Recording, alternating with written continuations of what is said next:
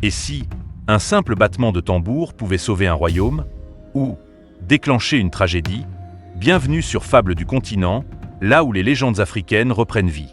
Abonne-toi maintenant, car ce que tu t'apprêtes à entendre, personne ne l'a jamais raconté comme ça. Il y a plusieurs générations, au cœur d'une forêt dense, vivait le royaume de Zimbassa. Un peuple fier, organisé, prospère. À sa tête, le roi Mbassi, respecté pour sa sagesse et craint pour sa rigueur.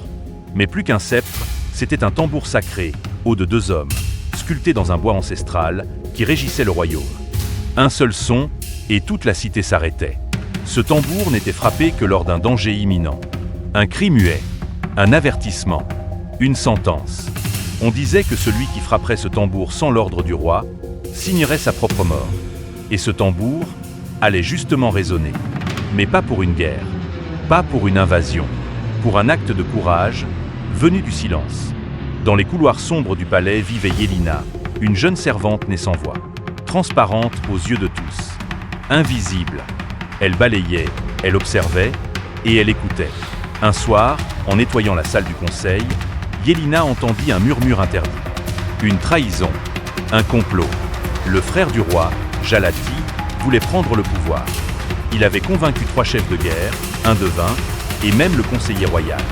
Le plan, empoisonner le roi le lendemain, lors du repas de la pleine lune, et faire croire à une mort naturelle, puis accuser les guérisseurs, créer le chaos, et s'emparer du trône. Au lever du soleil, alors que le roi dormait encore, Yélina s'approcha du tambour royal.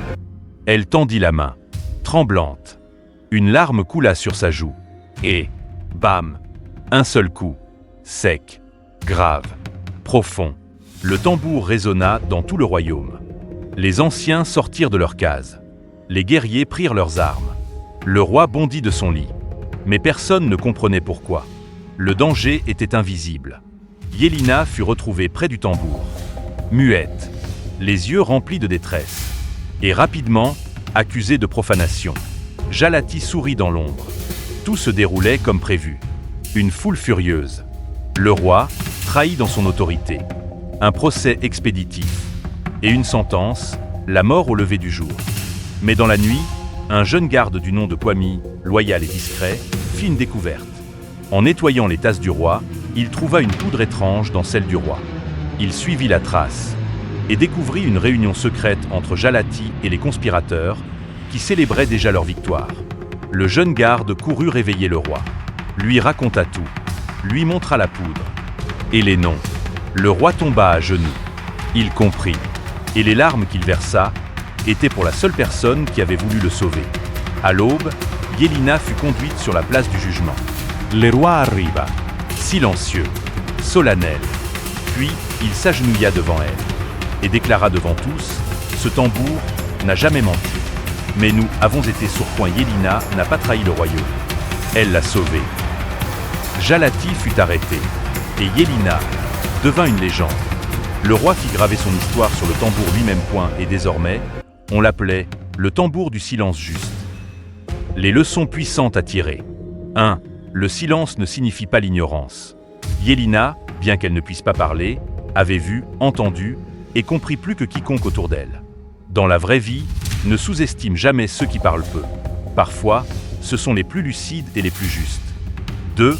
La voix du cœur peut briser les chaînes de la peur. Elle savait que frapper le tambour pouvait la tuer. Mais elle a écouté son instinct plutôt que la peur. Le courage ne consiste pas à ne pas avoir peur, mais à agir malgré la peur, pour défendre ce qui est juste. 3. Le pouvoir ne réside pas dans le rang, mais dans l'action. Yélina était une servante. Jalati, un prince. Pourtant, qui a sauvé le royaume. Le vrai pouvoir vient de l'intégrité, du courage et de la capacité à agir pour les autres. 4. Le danger commence quand les dirigeants n'écoutent plus les faibles. Le roi n'a jamais pensé que quelqu'un comme Yélina pouvait avoir quelque chose d'important à dire.